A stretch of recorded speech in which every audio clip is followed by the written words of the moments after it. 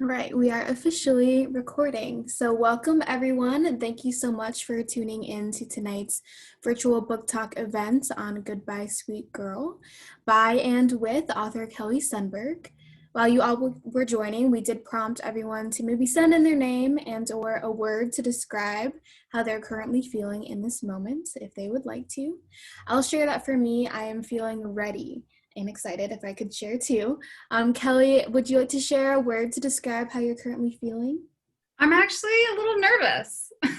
So I don't usually get nervous, but I think, yeah, I'm nervous, which is good. I like being nervous. It makes me feel like I'm doing something that'll help me grow. So, Absolutely. Thank you for sharing that. So, we'll officially kick off this event. And before we do, I wanted to make three quick announcements. So, one is that we encourage you all to take care of yourself during and after this event. And we will be discussing the experience of relationship abuse, and the content within this event may impact people differently. So in the chat, I'm sending three different organizations that are here to help you if anything does come up during the event. So I'm sending them in the chat now.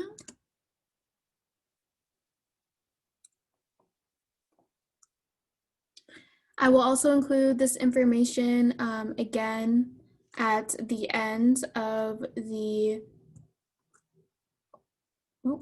at the end of the webinar, at the end of the event, if you need it. But sorry, I'm losing track of where I am. Yes, the recording will be available afterwards, adjusting the chat here.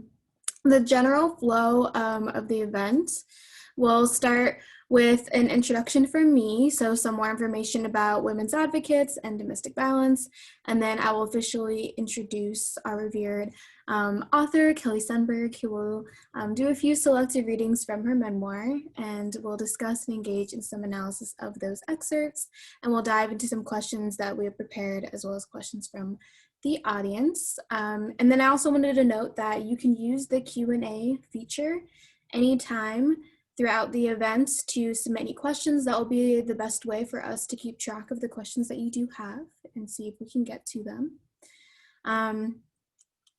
And I think, and lastly, we'll have the resources. So please let us know if you have any questions during the event. So we'll officially start off. And with that, I'll introduce myself. So my name is Brenison Wheeler. My pronouns are she, her, and hers. I'm the Education and Outreach Coordinator at Women's Advocates, and I'm serving as the moderator of this event. And so we just wanted to talk a little bit more about women's advocates and kind of what we do at our organization. And so we started in 1972 as a divorce hotline. And as a divorce hotline, our advocates were kind of hearing stories about divorce, but also stories about domestic violence. And they were finding that women and children were faced at a crossroads of, do I continue to continue experiencing violence in an unsafe home, or am I homeless and out on the streets with my family? And these advocates wanted to create an alternative to this. They wanted to make sure that people had another option, and thus 2 years later, in 1974, they opened up an official shelter out of a Victorian home on Grand Avenue in St. Paul, Minnesota. And since then, a lot has changed about our organization. And so one thing is also our mission. So our mission has been updated to better reflect what it is that we do, which is to walk with victim survivors in our community to break the cycle of domestic violence. And in practice, that includes three different components. So that starts with our emergency shelter. We have about 50 women and children that stay with us every day. They have access to 3 meals each day, in addition to various programming and advocacy and support. After their 90-day stay, they have an option of enrolling in our aftercare program with the support of our advocates. They're able to connect to sustainable, long-term, affordable housing instead of hopping from one shelter to the next. On the other side of that is our education and prevention program, in which we aim to address domestic violence where we live, learn, work, and gather through events like these that honor October as Domestic Violence Awareness Month.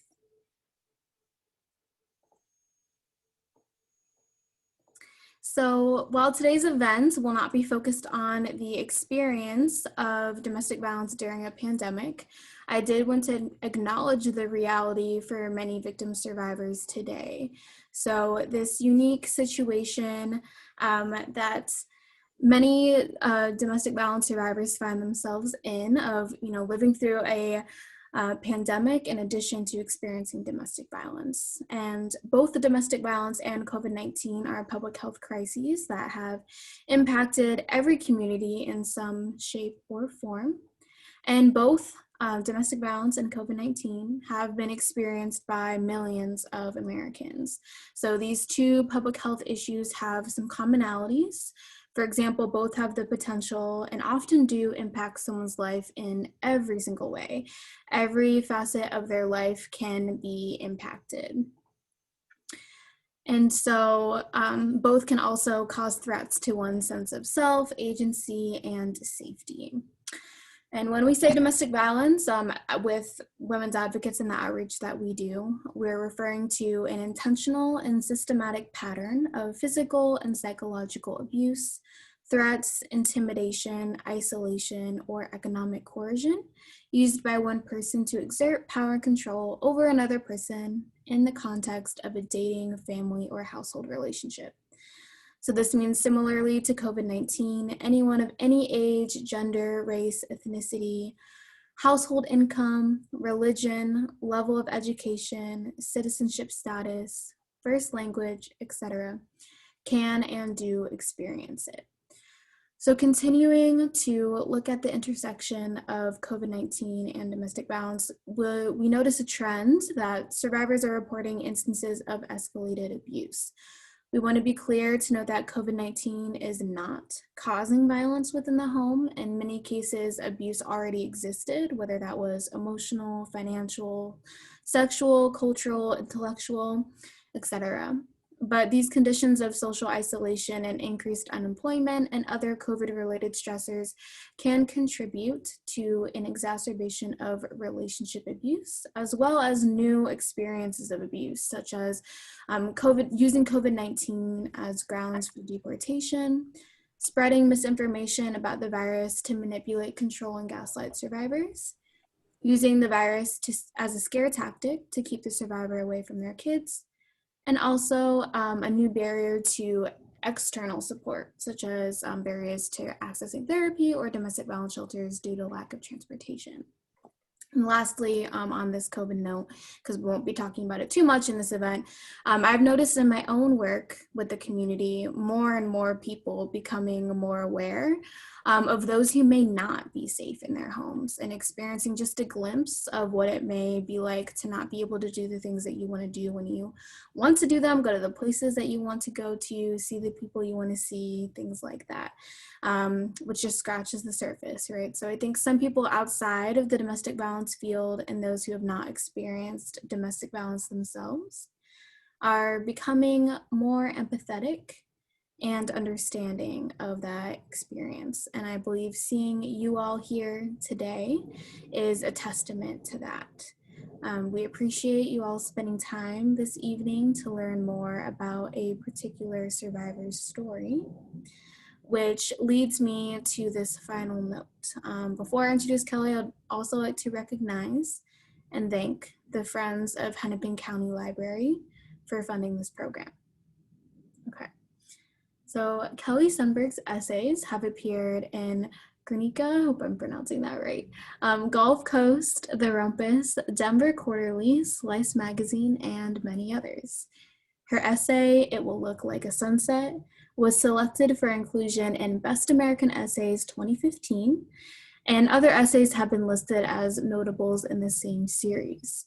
She has a PhD in creative nonfiction from Ohio University, and she has been the recipient of fellowships or grants from Vermont Studio Center, A Room of Her Own Foundation, Dickinson House, and the National Endowment for the Arts. She is currently at work on a collection of lyric essays about PTSD, single parenting, and magic. She is an assistant professor of English at Ashland University and teaches as part of the Ashland University Creative Writing MFA. She lives in Columbus, Ohio with her son. And she is here today to talk about her best-selling memoir, Goodbye, Sweet Girl, which chronicles her personal experience with domestic violence and how she left an abusive marriage. It is a story of trauma, but also one of love, community, and hope. And I will now turn it over to you, Kelly. Thank you so much. I want to thank Brennison and Dan in particular, and women's advocates and the Hennepin Library for bringing me here. I'm so honored, and I really love talking about my work and my experience, and I'm glad that you've given me the opportunity. I'm going to start by reading a brief passage and then talking very briefly about what inspired it, why I decided to write it, and then Brennison and I are going to have a little conversation, and we'll do that a few times. Chapter 1, Blue. When I was a little girl, my brother Glenn had night terrors and sleepwalked. He also had chronic migraines.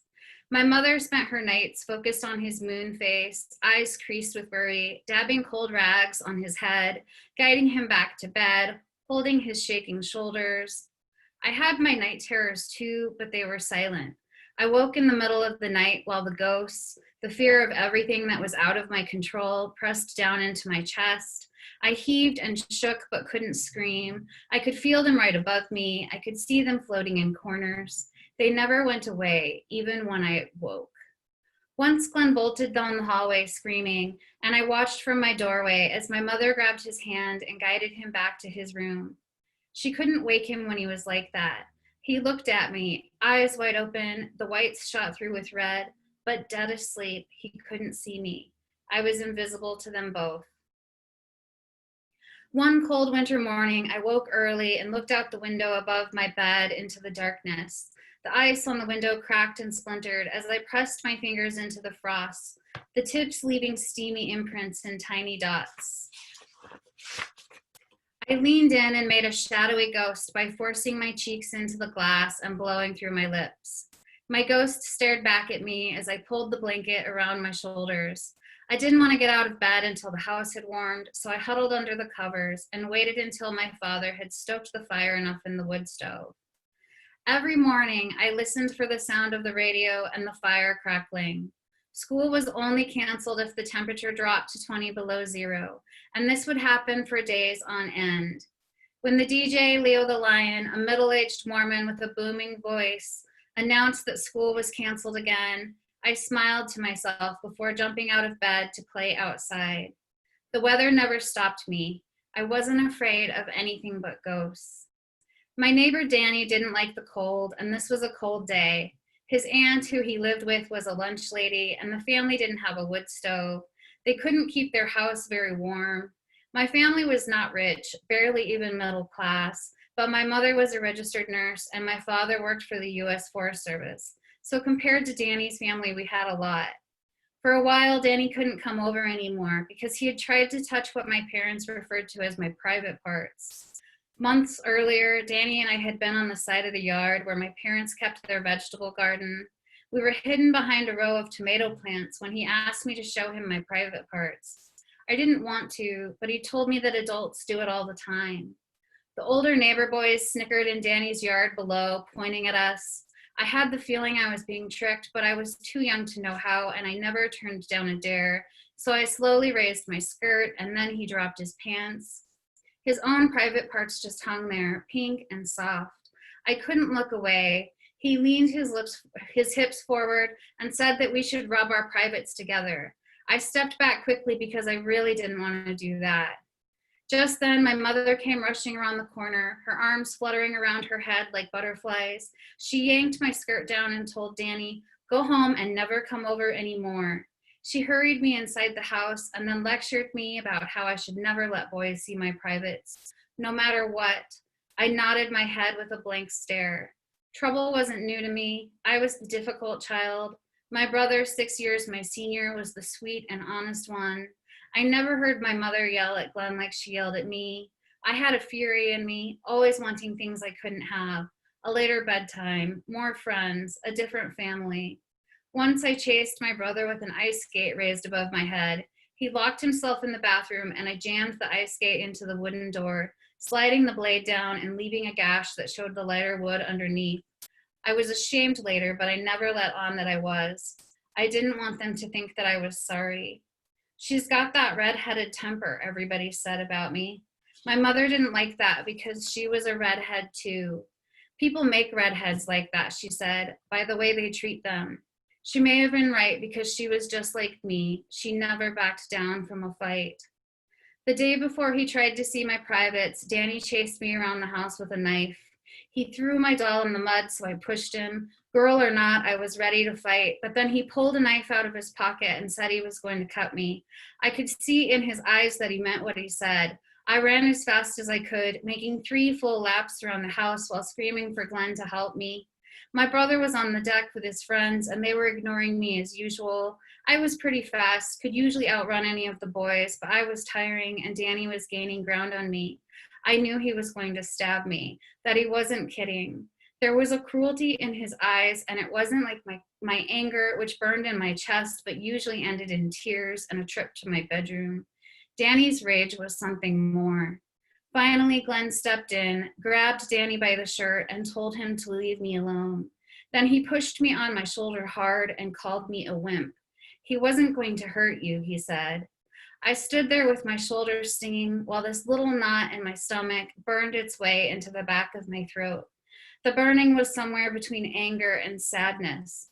Glenn didn't understand. He would always be bigger than me. He would always be stronger.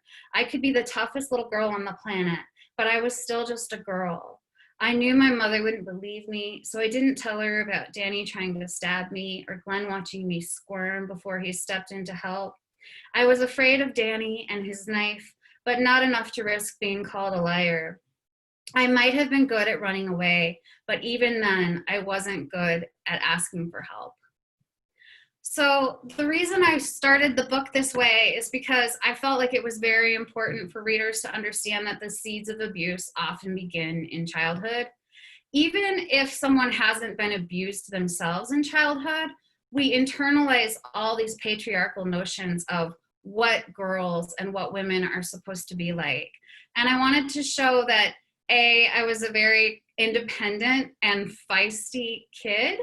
And I always tried in the book to represent myself as complicated, not as someone who would be what was called, like the perfect victim. But I also was learning these lessons early on about that as a girl, my ultimate kind of redemption was in my forgiveness. That even after Danny had, sexually molested me in a way, my mother still asked me to have compassion towards him. And that kind of impetus to forgive affected me deeply as I went on in my life.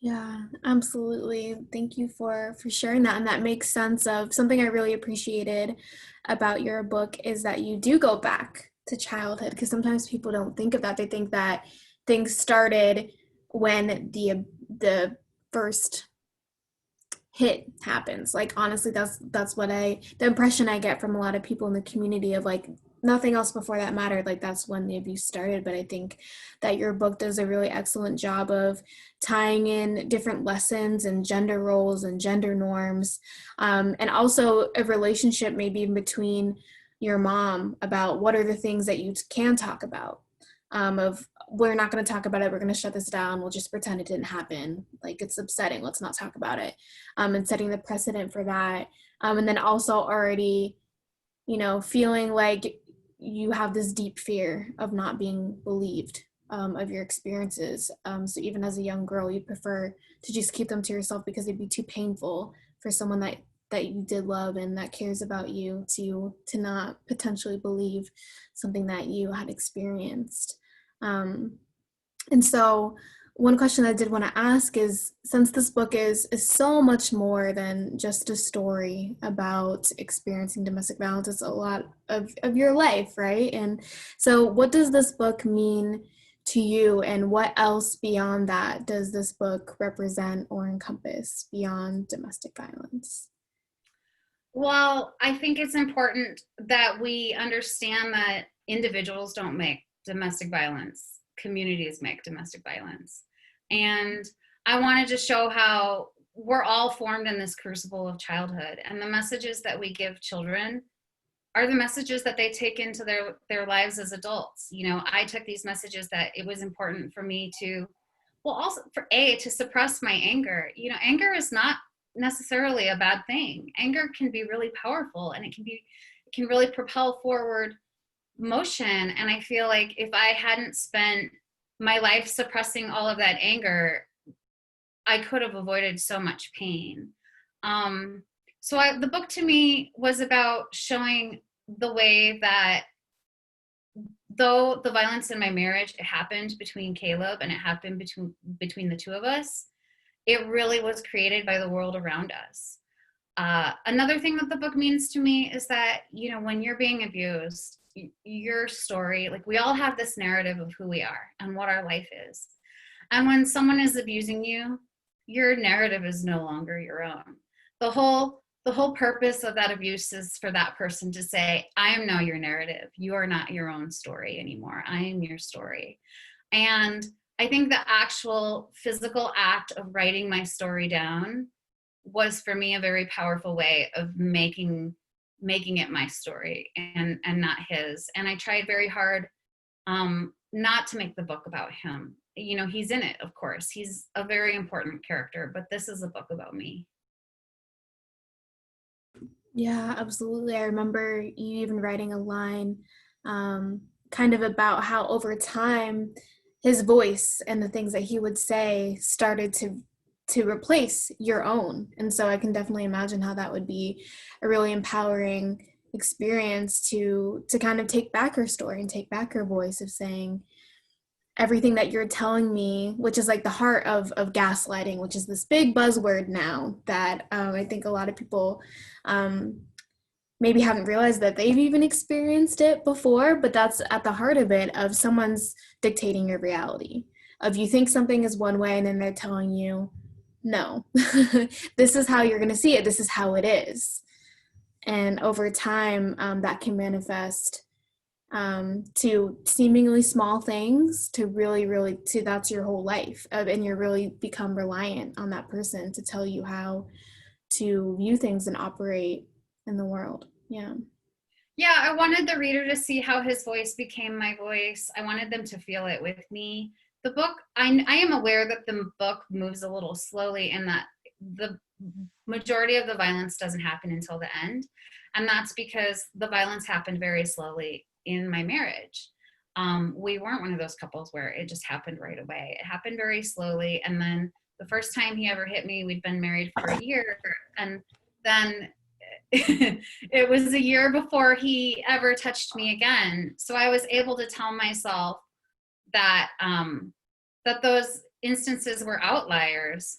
Did you lose your light?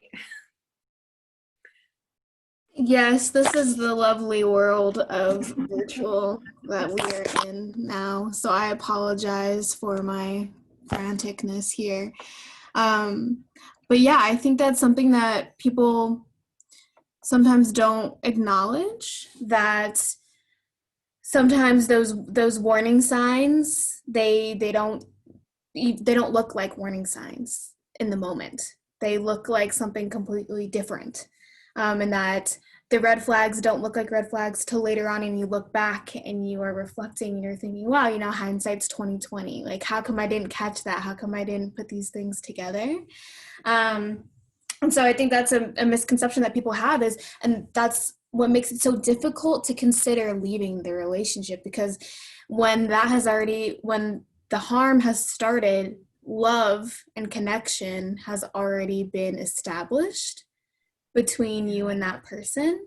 So sometimes it's also, I think, a process of, I am even in my own experience too, of disbelief, of like not wanting to believe and coming up with excuses or justifying why they're acting that way, because it's just so hard to believe that someone that you think is so not all of the ways that they're behaving is capable of that. It's a real like shock to the system of sometimes the abuse often doesn't happen until you move in together or you get married or there's some sense of security, which also adds another layer of making it really difficult to accept that that's happening. Well, there's a particular kind of devastation that comes from when someone you love hurts you. And I just remember thinking, well, I love him, so he can't mean this. And he would tell me he didn't mean it. He would, one of the lines in the book is that he says, you can't hold me responsible for the things I say when I'm angry. I don't mean them. And it was hard for me. I had a lot of cognitive dissonance with that, where I would think, but it sounded like you mean them. But then in the moment when he was saying that, he would say completely different. And it was disorienting. And the love was real, and I was a very loyal person. And so I told myself that the person he was when he was tender to me was the real person. And the person he was when he was angry at me was not the real person. Because to wrap my brain around the fact that they were both real was very challenging. Right, like holding those two opposing truths of like, how can these both exist at the same time? One has to be real, one has to be, distorted or just a different version, not the real Caleb or the real person. Yeah, absolutely. Should I read my next passage? Yeah, I think you should. Okay.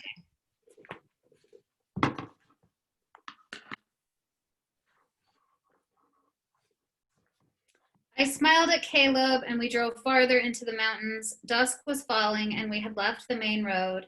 By then, we were farther from Atlanta and closer to the ridgeline, where only months earlier, Caleb had offered a proposal. We were already engaged, had bought the ring even, but he had said that he wanted to do the proposal right, and so he kneeled at my feet. A green, tree-dotted valley spread out behind him, and I knew that we were going to spend our lives together. Soon, Caleb took a right at the fork in the road, and I grew nervous. It was a Forest Service road, and I could tell that it was not well traveled. I think we should turn around, I said. I think that we're getting lost. It's okay, Caleb said. We'll just drive this road until we come out on the highway. I looked at him, eyes widening. It doesn't work that way with Forest Service roads, I said. They don't all find their way back to the highway. Sure they do, he said. I knew that he was wrong, and I could see the road ahead of us. Grass was growing in the tire ruts. Really, Caleb, that's not the way roads work here. Maybe they're like that in West Virginia, but not in the national forest. He slammed on the brakes. Quit telling me what to do. I know what I'm doing. I shut my mouth, heart racing. My eyes teared up. I was 8 months pregnant. I didn't want to get lost in the mountains. I'm scared of getting lost, I said. We're not going to get lost. I shrunk back into my seat. Okay, I said, my voice small. Quit doing that. Quit acting like you're afraid of me. Okay, I said again. He started the car up again and drove forward. We were both silent. Soon the road was overtaken with grass, and it ended in a field. Caleb banged his hand on the steering wheel, then said to me, his voice hard, "Don't even say it. I don't want to hear it." He turned the car around and headed back the way we had come. We rode in silence, and I was relieved when we came back onto the main road. He stopped along the way, obviously still angry with me. He opened his door. "You stay here," he said. "I have to shoot my gun. It's loaded." Okay, I said, staring out the window. He went around to the back of the car, but then came to my side of the car and knocked on my door. I opened it, and he took my hand in his. His eyes were gentle, almost frightened. "I'm sorry," he said. "If anything happens to me, I want you to know that I love you." "Why would anything happen to you?" I asked. "It's my muzzle loader," he said. "It's jammed." What does that mean? I asked. Is it going to backfire on you? Wait, are you afraid that you're going to die? He patted my hand, but I could tell that he was nervous. I'll be fine, he said. I just wanted to tell you that I love you. He went to the back of the vehicle, and soon I heard the loud crack of the muzzle loader. I jumped, involuntarily squinting my eyes shut. I didn't open them again until the driver's door opened. Then my muscles relaxed, and I leaned over to rest my head on Caleb's shoulder. He hugged me tightly. That was close, he said. I was scared and also furious that he had brought a loaded weapon into the car with him, particularly when it was a weapon that hadn't been cleaned and might have misfired. Still, more than that, I was relieved that he was okay. I'm sorry that I told you what to do, I said. It's okay. You're pregnant and you're scared. That's what I love about you. I love how much you care about our baby. He squeezed me tighter, then let go and started the car. I was relieved that he was alive. Maybe even more than that, I was relieved that he was no longer angry at me. I could breathe again. As we drove through the dark forest, then pulled out onto the highway, I realized that my expressions of concern had felt like criticism to him. I knew that I could be overly critical. Greg had said the same thing about me, and he too had so often been angry with me. As we headed home, winding up a mountain pass that would then dip back into the Boise Valley, I held Caleb's hand, grateful for his forgiveness. If nothing else, I think this book is a book about manipulation. Mm-hmm. And one thing that I really wanted was I wanted my readers to feel the manipulation with them. It is a real challenge to write about manipulation without using the word manipulation. And I couldn't properly convey to readers that he was manipulating me while saying he was manipulating me, because it would have broken that kind of authenticity that I had to the character at the time. So this was actually, I think, the hardest passage to write in terms of craft, not emotionally, but in terms of craft, because I wanted the reader to feel what I went through, where I was angry with him because he wasn't listening to me, and it was a subject that I had more knowledge of than him.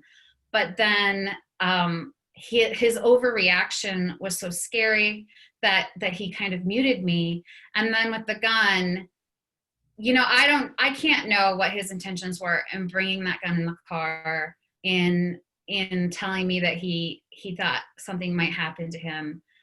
But I'm a little skeptical that actually he ever thought there was any danger. I think he knew that he had been a jerk, and he felt like that was a way for him to scare me, and it worked. He scared me, and I was scared mostly of losing him. I was more scared of losing him than I was of my own safety. And what it did is it really put me in my place and made my anger then secondary to my fear. Yeah, this excerpt was really interesting to me and definitely stood out to me in the book, because I think, as you said, it displays the dynamics of domestic violence really well, especially the manipulation. And I think it was really skillful in describing that and talking about all the different moving parts, especially your perspective of what you were thinking. Whereas sometimes, you know, if I were reading that, I may have thought, oh, well, I'd be really concerned about, you know, like my own safety, not necessarily Caleb's, but it was just really interesting to see how he kind of twisted things and made the focus of the conversation more on your criticism or things that you were doing wrong, and attributing that to, oh, the hormones associated with you being pregnant, and then also kind of in a way also complimenting you, instead of taking accountability for his own actions, apologizing, saying, oh, I was wrong, you were right, this isn't a road that we can drive on, I should have listened to you. And I think like that's a prime example of emotional abuse too, of your needs and your concerns were never addressed, but then you still feel like you have to console him, or your forgiveness, or you're just so grateful that he forgave you. And so I think that is a very common experience for victim survivors. And sometimes it's hard to catch, like in the moment, like as you're experiencing it, instead of, wait, hold on, what about me? You're just so distracted by like, okay, something was wrong with the gun. What is happening? Where are we even? And so then it brings you back more to focus on that than your own safety. And Yeah, I another, wanted oh, go to ahead. end that chapter with the gratitude because everything he did there in that situation was wrong. You know, he drove us into the woods, took a road that was clearly not going to come out on the highway, got us lost. I was pregnant, put a loaded gun in the car, was angry with me for no reason. And yet at the end of it, I was grateful to him. And that was really early in our relationship. But that became something so common, such a common dynamic, that he was such a master manipulator that he would find ways to distort things to where I would just be grateful that he had forgiven me and not know how I had ended up there. I remember something he would say to me too, at times when he'd abused me really badly. He would say, "Now look what you've done. Now I have to apologize to you." Like, it would only be if it was something really terrible that he would say that, because he had become so sophisticated at making every conflict between us something that ended with me apologizing or even groveling, that in the rare times that he felt like he had to do that, he would even blame that on me. Like, I made him do something so awful that he had to apologize to me. And when I describe him like that, hearing myself say that, I think, like, well, why was I married to that monster? But, you know, he wasn't always that way. And it also, you know, it becomes the good moments, the really loving moments, they become kind of like a drug, and you just want to get back to them. Mhm. Yeah, in some ways, those positive experiences act as like a beacon of hope of that maybe all the times that, or the few times that he does apologize and say, I'm not going to do it again, or whatever the case is, that reinforces the belief and starts to feel it, and you focus more on those things instead of, it's easy to, I get what you're saying. It's easy to kind of get distracted. And something we hear, especially in the advocacy world, of survivors saying, I love this person. I don't want to not be with this person. I just want them to stop hurting me.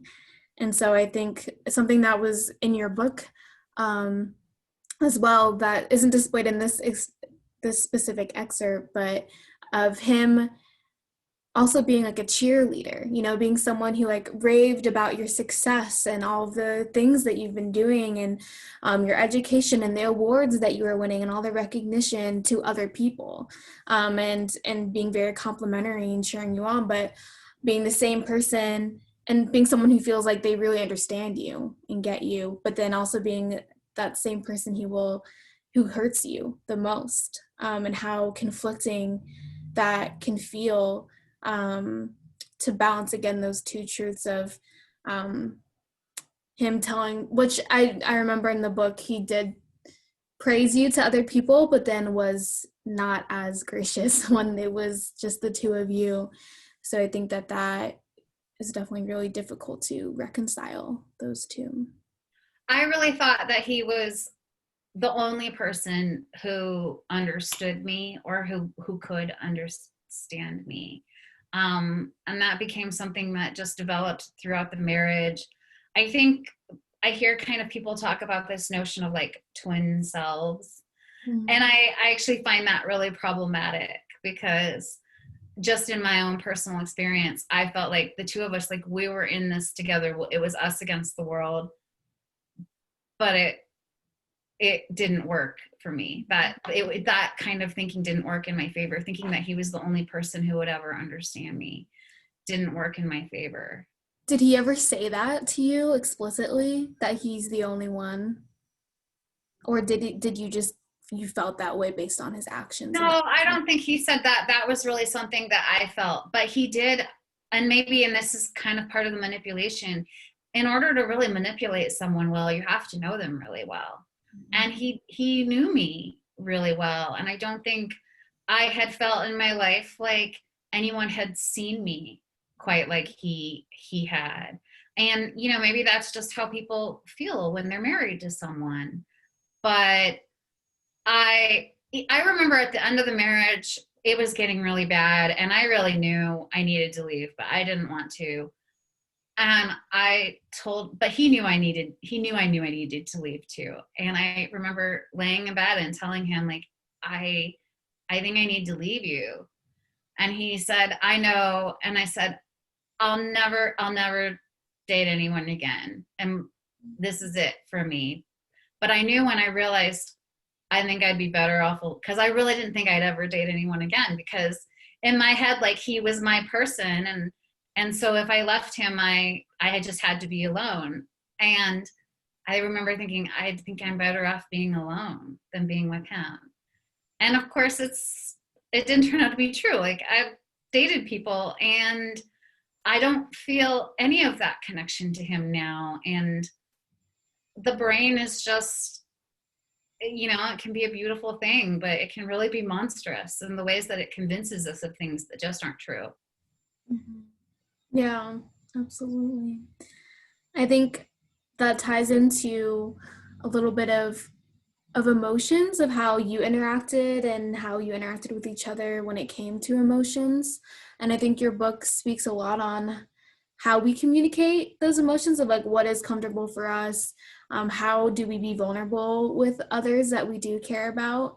And so even in this excerpt, Caleb's aversion to you being upset or appearing fearful, and there's other portions of the book where he like demands that you stop crying, and that makes, of course, if anyone's told to stop crying, it makes it harder to do that, especially when someone's doing it in such a way that is scary, and intimidating. And so I guess what my question is, what, even whether that's reflecting back on the book now, of what have you learned more about your own emotions, or what do you think readers would gather about how how devastating and the disconnection that can happen when someone doesn't know how to be vulnerable and bear witness to other people's emotions? I mean, I've learned so much. And one thing that, for readers who haven't read the book, that I really want to emphasize is that he didn't control, like, who I hung out with. He didn't control me financially. He never put limits on what I spend. Domestic violence is always about control, but he didn't exert that kind of control over me. How it manifested in my relationship is that he wanted to control my emotions. Mm-hmm. And he wanted me to always be happy. And it's an impossible task to always be happy. And then on top of that, I'm a big feeler. I have friends in this who are here right now. They're for sure, my friend Maggie's here. She's for sure nodding her head. I am a really big feeler. I'm a big crier, but it is those big feelings. They're like also my best quality. Like, I love very, very passionately for that reason. I am a really good listener. I care about my friends. And he wanted to, what he loved about me was that I was that way, but when it didn't work in the way that he wanted to shut it down. And so what I've learned about my feelings is just that it's okay to feel them. And I think writing the book for me too, like, really gave me a way to get in touch with my feelings, because it was hard. It was for sure re-traumatizing. At the end, I was like sobbing while I was writing the last chapters. And for people who have read it, you'll for sure notice that the last chapters go by so much faster. They were written in just a rush. I mean, I think they're the most powerful chapters, but I also couldn't linger in that stuff much longer. But I have had to learn that, like, I have permission to feel however I'm going to feel, and I cannot be in a close relationship with someone who doesn't respect that and allow me that space to feel. Thank you. Should I read this last passage, or should we just move on to the Q&A? I noticed the time's just kind of flown by. Yeah. I think that's your call. It's up to you. We don't have a ton of Q&As from the audience. So I think we would have time to fit it in. Yeah. All right.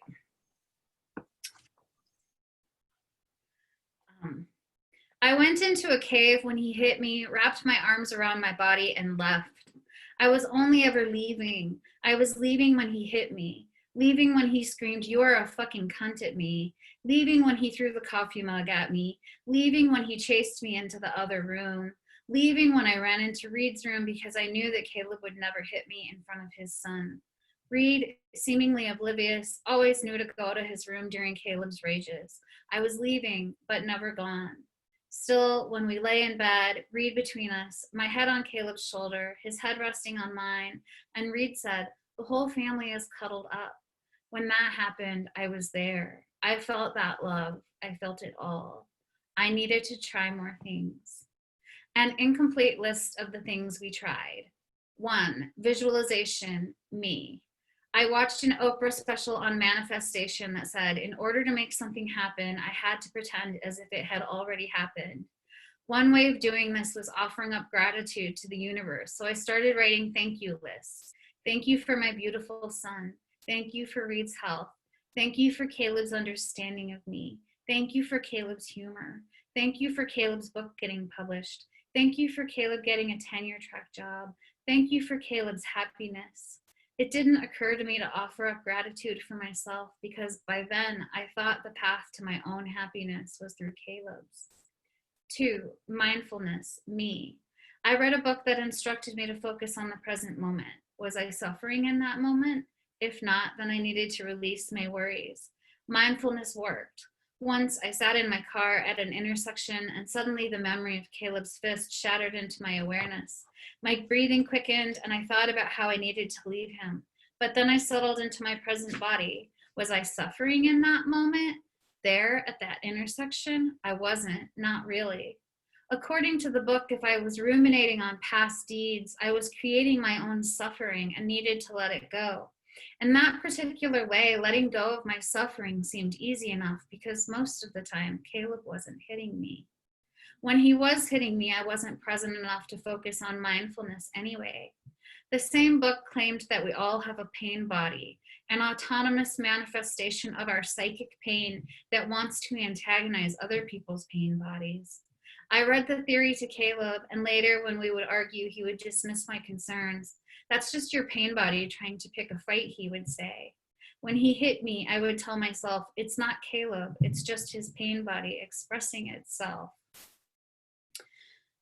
3. Watching porn, Caleb.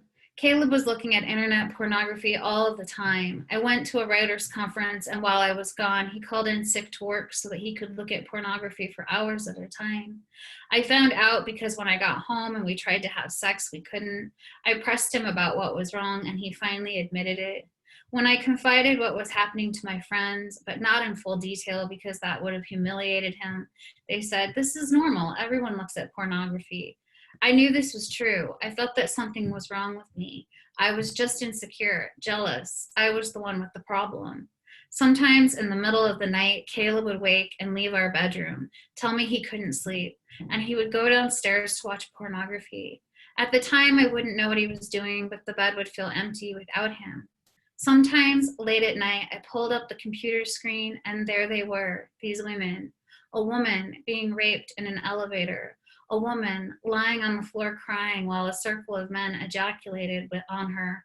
A woman with a man holding her hair while jamming her face into his crotch and yelling, "Do you like this? Do you like this?"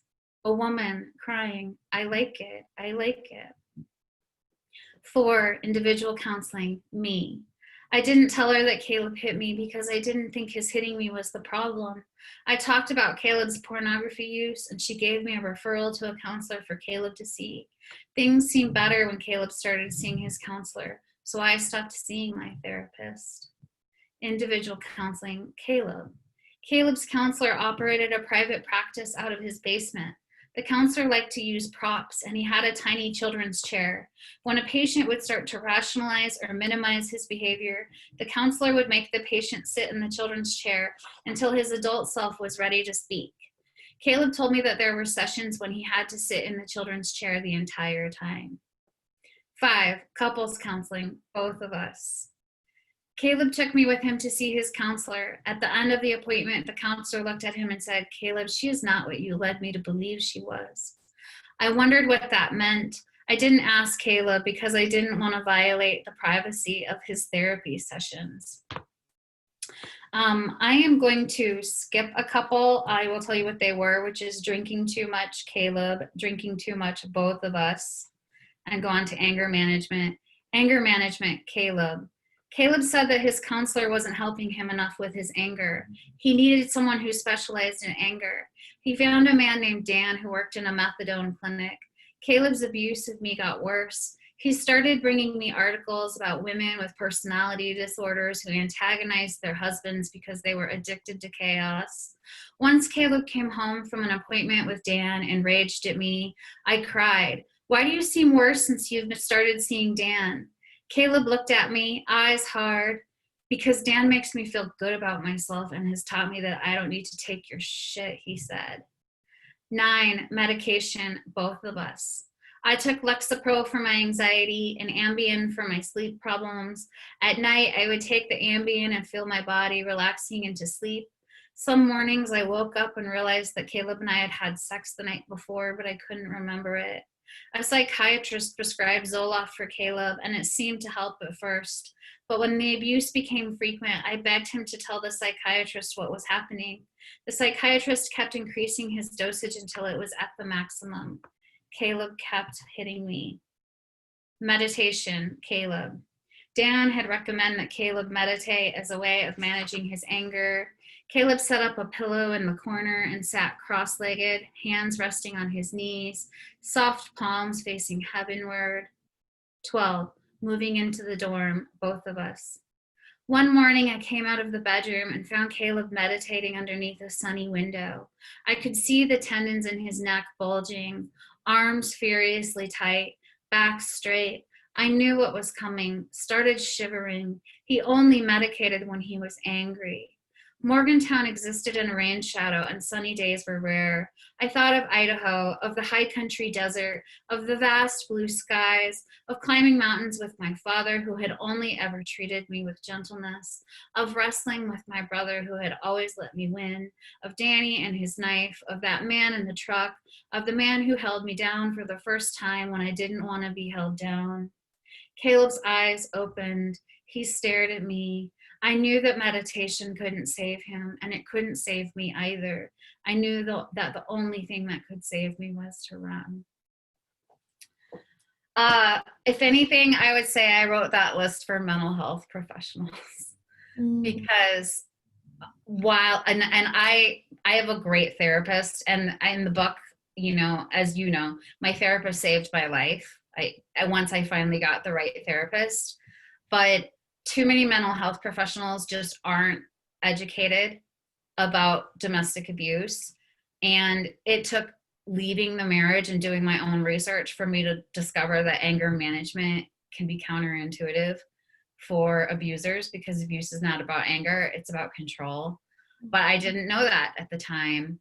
I didn't know how to be really vulnerable with my own therapist and tell her what was happening. So therefore she wasn't able to help me. And then I was taking all of these self-help things that I'd seen in like pop culture and media and trying to use them to save my life. And the only thing that could save my life was just leaving. Yeah, I remember, I think it was your friend who was also a counselor that said that in the continuum of how abuse escalates, oftentimes it does end in death. So it is very serious when you're saying like it quite literally saved your life, and the decisions that you made, and that a lot of those things in that list are things that survivors are told will fix things, will make things better. Oh, you need to meditate, or oh, you need to go to marriage counseling, which the National Domestic Violence Hotline wrote a whole article about how if there's abuse in the relationship, you should not be going to marriage counseling. And so I think that is definitely really important for advocates to have some insight on what your experience has been with those different things. And one thing that came to mind is you describe many instances, and including in this excerpt, of where you were leaving but not yet gone. Can you explain that further for people who may not know what that means? Does that refer to maybe a mindset or specific thoughts or actions or a feeling? Because there's multiple times where you mentioned, like, I knew I had to run, I knew I had to leave, I knew when I looked at Reed and saw my younger self, that was the option, that was what you had to do. Could you kind of describe that a little bit more? Yeah, I think the leaving really meant two things. One was just on a literal level, it was like the disassociation that would happen when he was abusing me and I would just leave my body. But on a more kind of um not metaphorical level, but a different level, is that it was that I was living in future thinking. I think so often Mm. survivors, we survive by living in future thinking. Okay, when this happens, then this will happen, and then this will happen, and then this will happen. And for so long, I thought, I really need to leave this guy. I knew that I was going to leave him, but yet I just didn't. I just didn't do it because, you know, the fear of like what was on the other side of that was paralyzing. And it wasn't just the fear, it was also that I loved him and I knew that if I left him I was going to have to grieve that. And I did. I have friends who are survivors who they were so firmly out of love with their partner by the time they left that, you know, they never had to like grieve the loss of love. But for me, I still was in love with him. And I had, it probably took me 2 years to really like set those feelings aside and put them to rest. So yeah, I think it's just, it's, if I could say anything to survivors, it would be, don't live in the future. You know, you have to think about what's happening now. And one thing that my therapist said to me, and it was, I think the thing that became the impetus for me to leave, is she said, what are you going to do if he does this again? And I said, well, he can't do this again. And she said, but what are you going to do if he does? And then being forced to answer that question, I just said, well, I think I would have to leave. And the next time he did it, I left. Wow. Yeah. Yeah, I think that that is a common coping mechanism of being very future forward and thinking of having that hope, that oftentimes abusers try to rob you of like, oh, you know, things won't be different. There's not future, there's not these things of um, this is, they rob you of that imagination of imagining a better life for yourself and saying this is the best it's going to get. And so if you are able to hold on to that, I think that can sometimes distract you from being in that present moment of, okay, what are the facts, what is happening currently, instead of living in a world where your life is free, well, I can't speak, sorry, free of abuse.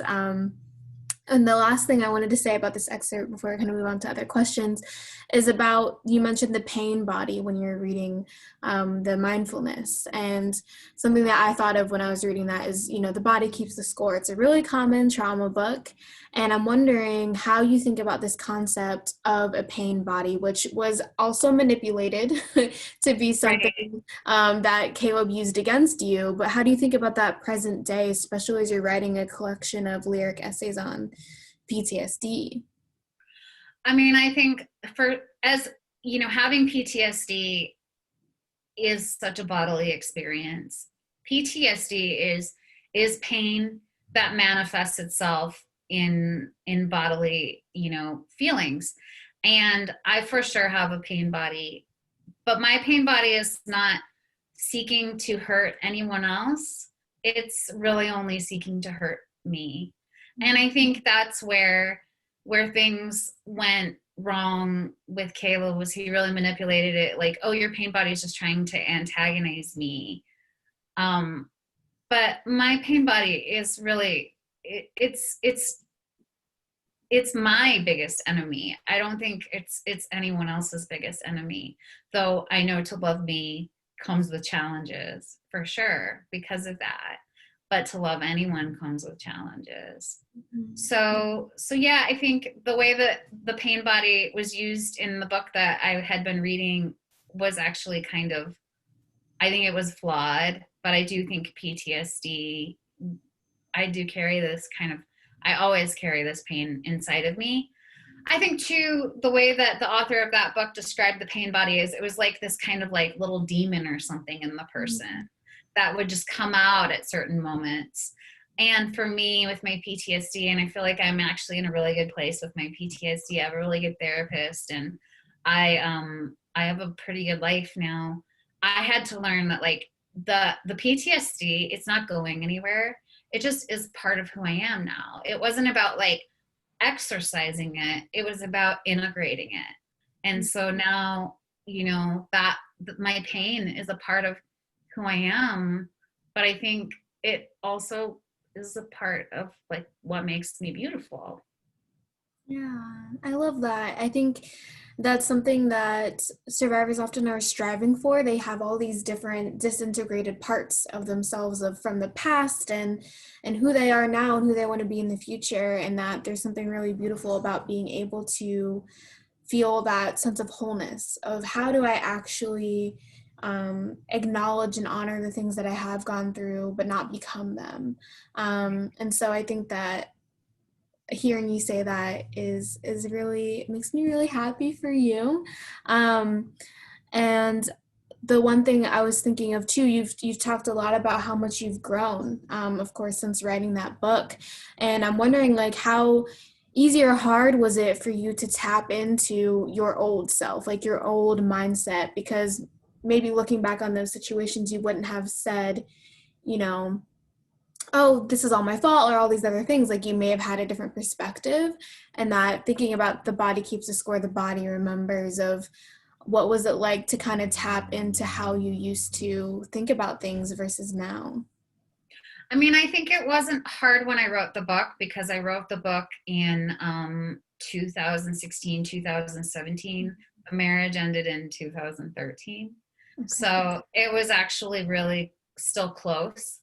And I know a lot of people have said, and I've always heard this advice, and I always thought it was good advice until I started writing about my trauma, but that you should wait until like you're healed before you start writing about something.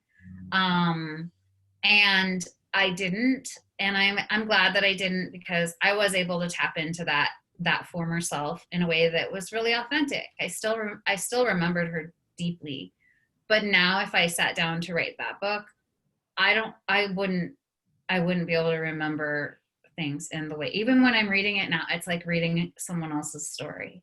Like it just doesn't, some of it feels really familiar, but some of it is so foreign. Um, if I were to write the book now, it would be very different. But, you know, I've told you I'm working on a book of essays about PTSD, and the writing in those essays is very different from the writing in Goodbye Sweet Girl. It's like pretty fierce and angry, and definitely a lot more. I would, you know, it's just a lot. It's almost feral, if that makes sense. Like my therapist said something, and it sounds kind of cheesy, but it's really, really resonated with me. She said that I need to embrace my anger as my divine feminine. And I think about that a lot. And I think the book that I'm working on now, you know, Goodbye Sweet Girl was a book that was really about like my grief and my remorse. And the book I'm working on now is really a book about like power and the power that kind of comes with anger and moving forward. Yeah, I'm envisioning the cover of that being red I would and love contrast that. to blue, of just encompassing those different emotions. And even maybe the first chapter is called red to contrast the blue. But yeah, that I'm really looking forward to that. So thank you for sharing. I wanted to make sure we get some audience questions. Heidi asks, Kelly, your book is crafted more as a memoir in essays rather than the traditional narrative memoir. Instead of one long arc, there's more of a sense of editing, revisiting, circling back. Could you talk a bit about your choice to construct your book in this way? Yeah, I always, and I know the structure has thrown some readers off because the going back and forth can be complicated, but I really had done a lot of psychological work by the time I wrote the book and had really learned how to kind of um, My dog is whining at me. He's distracting me. And had done the work of connecting experiences in my present or in my marriage to experiences from the past. And I knew that I wanted to weave those experiences together in the book. And it was necessary that in order to weave those experiences together like that, I couldn't have a straight kind of narrative arc where things go like this and then they go like this. Instead it does become, it's like eddies, and it's sort of a back and forth. But I'm also a very ruminative person. I think like that. Even during this, I've probably talked in those ways. I'm always thinking and then thinking about something else, and going back and forth. And the book really reflects that. Mhm. And I'm an essayist by nature. I think more than a memoirist, I'm an essayist. So that comes out too. I think it was really effective as a reader to be reminded, of those different things of being connected to things that have happened in your childhood or connected to other things in your relationship, because that's who you are. You're a culmination of all these other things. So it would be hard to really just isolate it and say, this happened and we're never going to talk about it again. So I think it was really effective in learning more about what has shaped you into the person that you are and the person who made those decisions at the time, and being reminded of all those different experiences, really tied it together for me too. So I thought as a reader, it was a good experience, for it to be kind of distinguishable sections, but also still like interwoven in a way. Okay. So you mentioned this earlier, but one of our kickoff questions is, what contributed to your decision to write and publish this book? So I don't know that it wasn't the book necessarily, but the book came out of, I wrote the essay, It Will Look Like a Sunset, about why I stayed in my marriage. And then that essay went viral, and I had kind of a, like a fairy tale where an editor reached out to me from Henry Holt and said she wanted to publish my book when it was ready. And then she helped me get an agent. And so that's how that happened. But how the book came up, or how the essay came about, which is how I started writing about this, was that after I had left Kayla, but when we were still married and I hadn't really been telling people about the abuse, I reached out to a mutual friend of ours. And I thought that she would be understanding, and I told her that he'd been abusive. And she was understanding, but in this kind of patronizing way. And she said, well, what were your triggers that led you to stay with him when the violence got so bad? Mm. And at the time, I'd never heard the term victim blaming. Like gaslighting, victim blaming is really a rampant term in our culture right now, but that was 2012, and it wasn't something people were talking about like they are now. And I didn't have the language to know that that's what she was doing, but I knew it felt bad. And I wanted to tell her why I stayed. And I realized I couldn't do that in just, I think we were like messaging on Facebook. I couldn't do that in a message. And I stayed up all night one night and I wrote, It Will Look Like a Sunset. Like Reed was in bed and I wrote it in my bed and I just cried the whole time. And when I finished it, I remember thinking like, I think I've really made this. I think people are going to understand. And I knew I wanted to publish it, and then I published it, and then people did have that response where they were like, wow, I finally understand why someone stayed. It really was like a kind of inspired moment. And I was so angry at that woman. Mm. And she did me like a huge favor. She set me off on this really great journey. It didn't feel that way at the time though. Yeah, I'm sure. Yeah.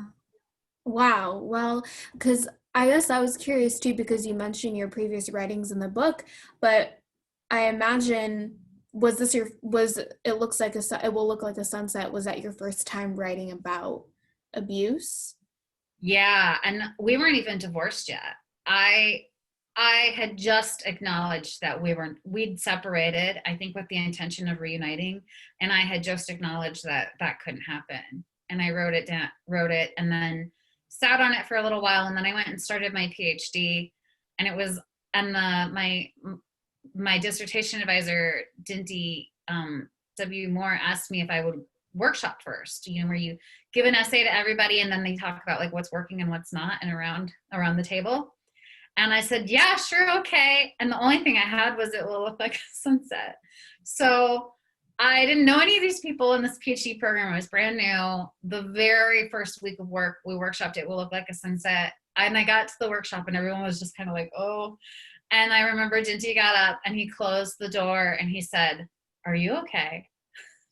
And I was like, yeah, I'm okay. It's fine. Just do your thing. Because too, I feel like survivors get really good at just being like, yes, I'm fine.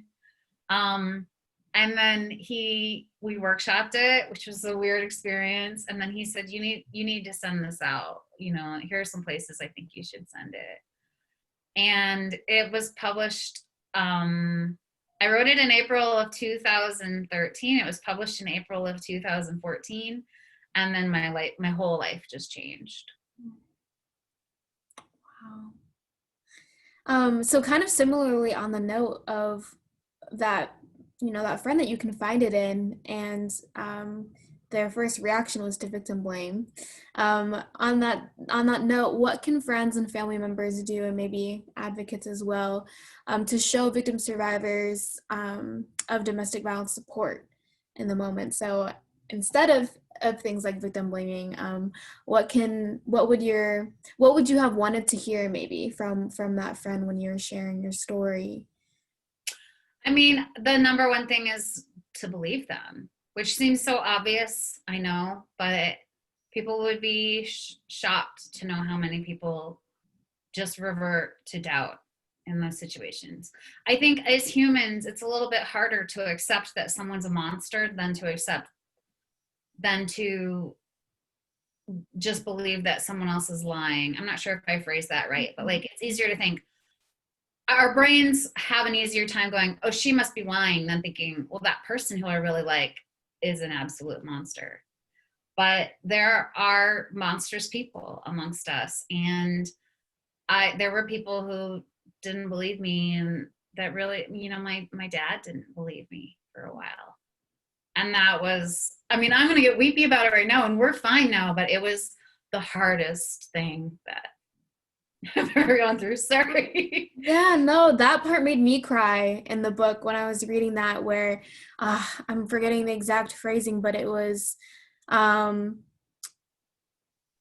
something where it casted doubt. It was a phrase that he said, Kelly, I just don't know what to believe. I just don't know. Yeah, I don't know what to believe. Yeah, that really hit me in the heart. I've never forgot that sentence. And that whole chapter came from, because I was at a writing workshop, and I took a workshop from the author Joy Castro. And she told us to write about the most painful thing that anyone had ever said to us. And the first thing I thought of was, Caleb said at one point, like, everything bad that you think about yourself, it's all true. And I was like, that's the worst thing. And then I realized, actually, that didn't even hurt, because it was so terrible. It almost like didn't hit the mark.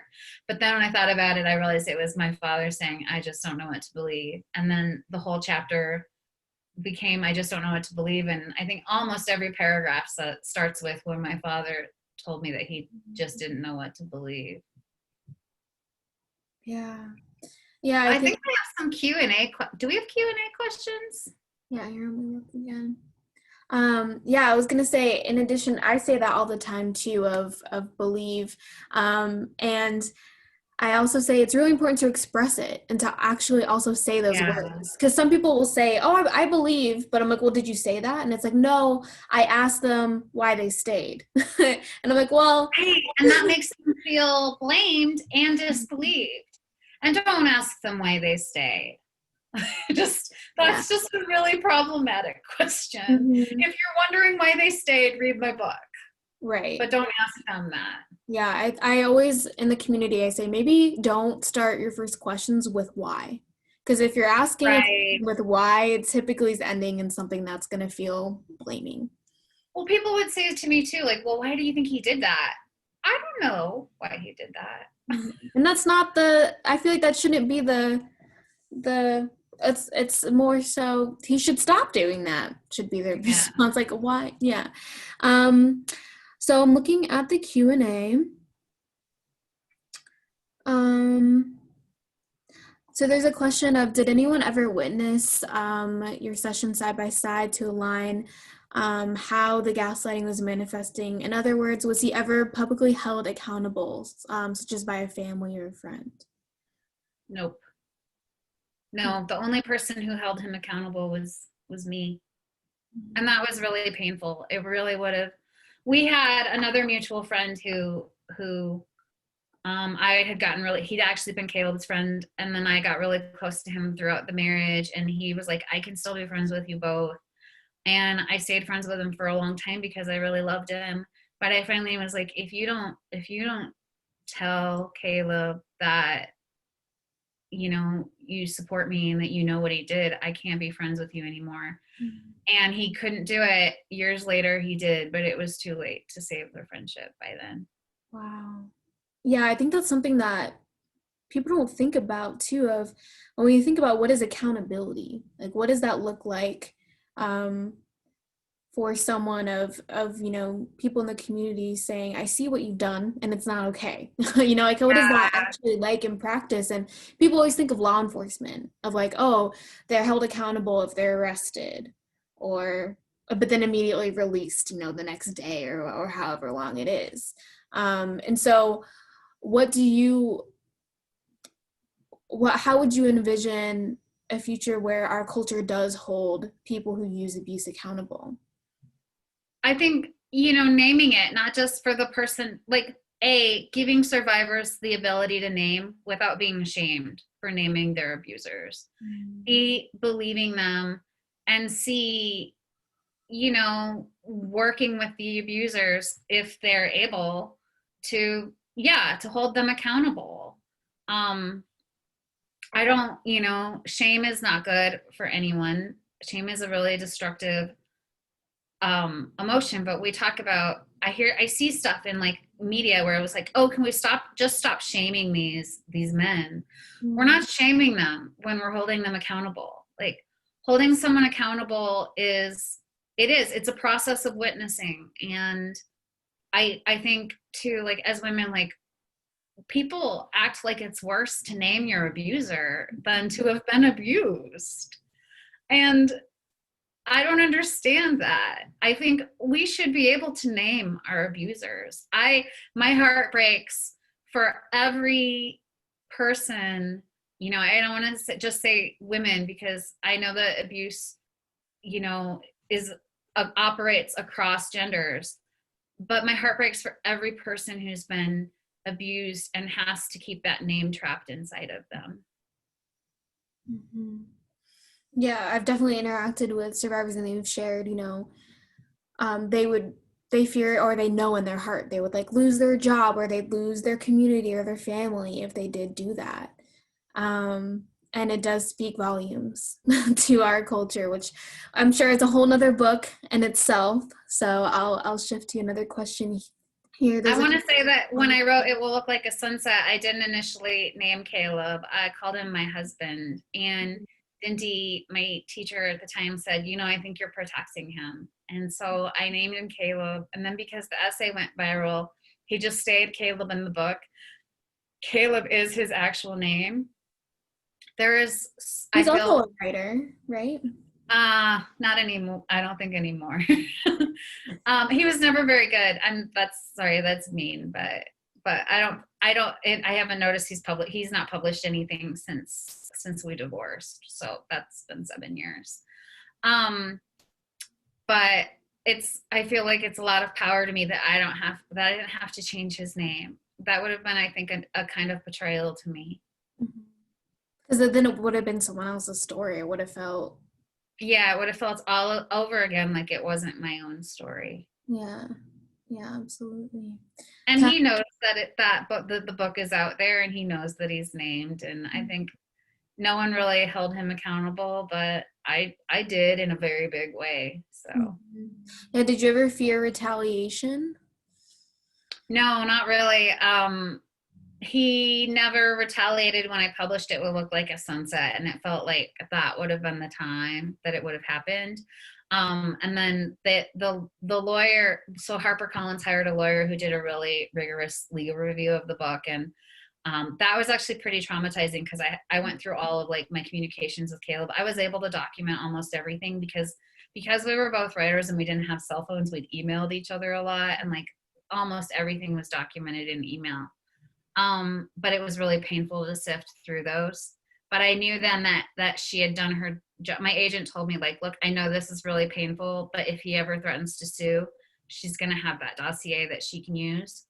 I will say after the book came out, he wrote this like public blog post and just basically accused me of being the abuser and like turned everything, just warped everything around.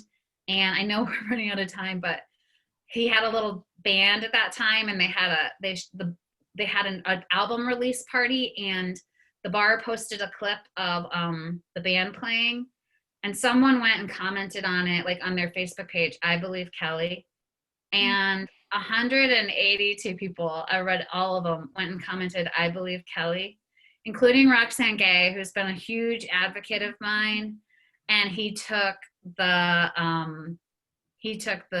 post down right after that. Okay. So it was painful at first, but it ended up okay. Yeah. Well, maybe we'll see if we can fit in this next question here, from Kathy. She says, they say, thank you for sharing your story here with us. I was hoping you could share if there was a pivotal moment where you felt free from the control after you had left, maybe an aha moment, if there was a specific definable one.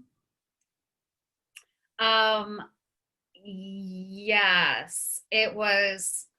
So he was living with his parents, and my son would go with him every other weekend, and I would have to pick him up like in a parking lot. And one day my ex-husband had brought his dad with him, and his dad just looked at me like I was just the worst person in the world, and it upset me so much. I sobbed in the car. I just had a huge breakdown. And I called my mom from the car and was like, I don't know how I can even go on. Like, I'm in so much pain. I don't know how to do this. And my mom had a woman from my hometown who I really knew and admired who had been abused call me. And she was what helped run the domestic violence shelter in my hometown. And that woman called me and she just talked me through it and told me it was going to get better. I don't know. She just knew the right things to say. And the next day I woke up and I was just like free. I don't know. I'd had to break, I guess, in order to kind of wake up whole. I just remember waking up and just thinking like, I'm finally free. Wow. What a transformative sleep. Yeah. Yeah, feeling so much despair and experiencing that and then waking up like a phoenix. I mean, I think the despair was really eye-opening because I was like, I can't survive like this. Like if this continues, I'm not gonna make it. So and then I think realizing I couldn't survive like that, some part of me was just able to go, okay, no more. Yeah, reaching that breaking point, saying, yeah, the thing that needs to change, something has to give. We have so many questions. I was very ambitious with my prep of all the questions that I wanted to ask you. But I guess I would just say, do you have any final words that you'd like to leave our audience members with? I apologize of not being able to get all the questions that everyone had, but I just wanted to leave you with a few moments. Yeah, I think one thing I didn't get a chance to say that I'm always this has just been the thing I'm trying, it's my catchphrase, which is that survivors, we don't end up in that situation because we're weak. We're not weak. The reason we survive, and some of us survive for so long, is because we're very, very strong. And it took me, when I was with him, I felt defined by how weak I was. And after I left, I felt so broken because I felt so weak. And it took years for me to realize that the reason I was able to make it work with him for so long, the reason I was able to try all of the things that I tried and to forgive him and to try to put my son first, all of that was not because I was weak. It was because I was very, very strong. And I don't think anyone survives domestic violence who's not just like a really hella strong person. Yeah. Thank you so much. I think that that kind of did answer a question in the chat a little bit too of, you know, anyone can experience it, and that one common denominator oftentimes is that strength and that resilience of um, finding ways to still stay true to yourself when someone is fighting with all that they have to pull that away from you. And there's something so powerful about that. Um, and so I don't want to leave, but I do want to respect everyone's time. I'm going to see if there's and Kelly, you can look through the Q&A too if there's any questions in there that stand out to you, if they're quick answer ones as well. I just want to manage time as best as we can.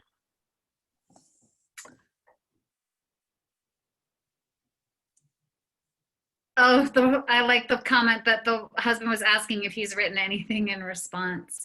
Um, so the person who said, because you apparently did not grow up in an abusive relationship, can you address what factors, in your opinion, led you to partner with an abusive person?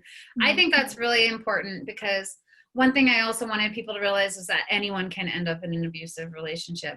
We tend to think, and of course, you're higher risk of being in an abusive relationship if you've been in an abusive relationship before.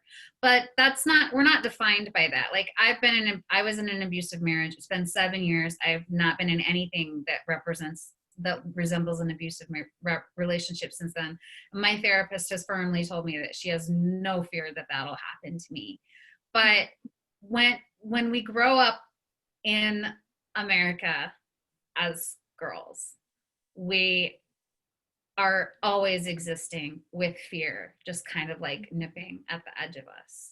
And we're just taught that that fear is normal.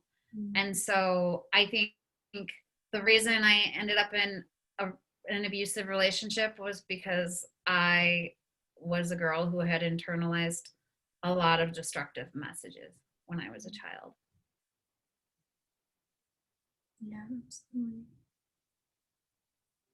I think, let me see. Alcohol, drugs were not really part of the equation. My ex-husband was a problem drinker, but I wouldn't define him as an alcoholic. Yeah, I think that's something that a lot of people, sometimes if it is a part of the equation, it's something that's used to justify, of like, oh, this is just as similar lines of thinking of, oh, this is how they are when they're angry. This is how they are when they're drunk. Yeah. And I actually really didn't want to write that much about him being a problem drinker in the book, because I didn't want to distract from the message. And I think a lot of times people are like, oh, well, there was abuse. It must have been because he was drinking. And that makes me, when I hear, like, anytime I hear someone say, like, well, you know, about if it's abuse or sexual assault, and they say, well, he was drinking, you will always hear me say, like, that is not an excuse. A lot of people get drunk and don't abuse someone. So it's simply not. Absolutely. Okay, I think I found the last final question here in the last few moments.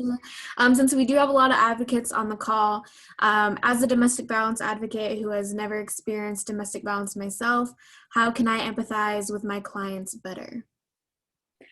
I think approaching them from a place of compassion rather than frustration. I mean, I know as advocates, all the advocates I know are incredibly compassionate, but I also know it can be so frustrating to be working with people who continue to go back to an abusive partner, or who make bad decisions maybe. So I want to reiterate that, like, when you're being abused, or when you're severely traumatized, you have been taught that your decision making ability is flawed. Like, my ex-husband taught me that I made bad decisions. I was dumb. I was a terrible person. And so when someone comes into our lives who's been through that, and maybe they are making bad decisions, it's not because they're a bad decision maker. It's because that whole framework, that whole process of how to make decisions was taken away from them. And so I think like recognizing that people who have survived domestic violence can be very flawed, but the violence can create a lot of flaws, if that makes sense. Like the what comes from the violence can really look like personality qualities that aren't necessarily fixed or ingrained. Mm-hmm. Yeah, that damage to self is definitely something that I think a lot of survivors, it sticks with them after they've left. Of how do I start to repair and understand what was me, what is truly me, and have that sense of agency. So we are at time. So this concludes this evening's event, a virtual book talk on Goodbye, Sweet Girl by and with author Kelly Sundberg. Thank you so much for joining us this evening. Huge thank you to Kelly, to Dan, to everyone at Hennepin County Library and their friends. We do have a follow-up survey that you'll be automatically directed to when you close out of the webinar. But I'll also send it in the chat if you would like to let us know what your thoughts are, your feedback, if you'd like to attend an event like this again in the future. And then again, another reminder to continue to take care of yourself. I'll send the 3 links in the chat again to the National Domestic Violence Hotline, to Minnesota Day 1, as well as Women's Advocates. Thank you so much for being here. We hope that you will walk away with whatever it is that you are looking for today. And I'll stick around for quite a few more minutes and chat too. So if anyone wants to as well, you're welcome to do that. But I hope you have a great rest of your evening. And that's all I have to say. And Kelly, if you have any closing words, you can go ahead. I just want to say thank you so much for, giving this Thursday night to this discussion. And it really means a lot to me. And I think it hopefully will help some survivors. Absolutely. Thank you. I'm going to stop the recording.